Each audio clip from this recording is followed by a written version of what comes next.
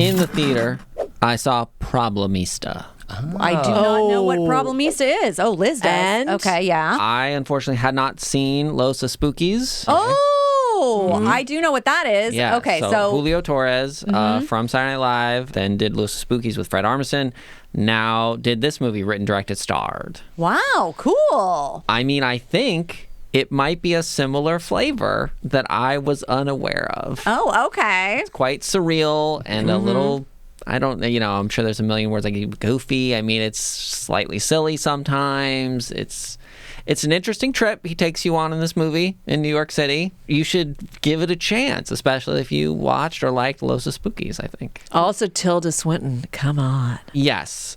She is a less nice version of Tilda. Not that she doesn't do that in certain things. Right. I'm sure it's come up. So that's certainly kind of a tough mirror for Julio, who is, I think, frequently playing a sweet or nice person. So that's challenging for him. That does not mean that he does not remain sweet and nice. So he seemingly maintains regardless of Tilda.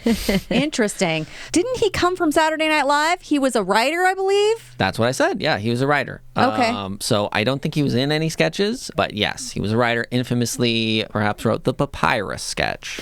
Oh, which is really good. Yeah, I'm sure there's a better thing, but that was the first thing that came up, and that stuck in my head. So there you go. Solid So one. there you go. Did he have a HBO special that was like My Favorite Shapes? Yes. That's him, right? Yes. That was hysterical. Well, this has been on my radar, but I didn't know it was actually in the movie theaters. I was like, when are you coming to streaming? Someday, I'm sure. On my watch list. love it. I do have a quick question. Problemista makes me feel like there is maybe some Spanish in it, possibly even some subtitles. Yeah, I mean, especially because Isabella Rossellini does the narrator, which that doesn't like help you really with where I'm about to go or what happens in this, because then what he does is there's quite a bit of looking back. So she does English, but then when he or his mother, the two main people involved in these flashbacks or that are still tied together in the present, they speak Spanish to each other. Then you get Interesting. subtitles. I forgot to mention during Echo, not only is it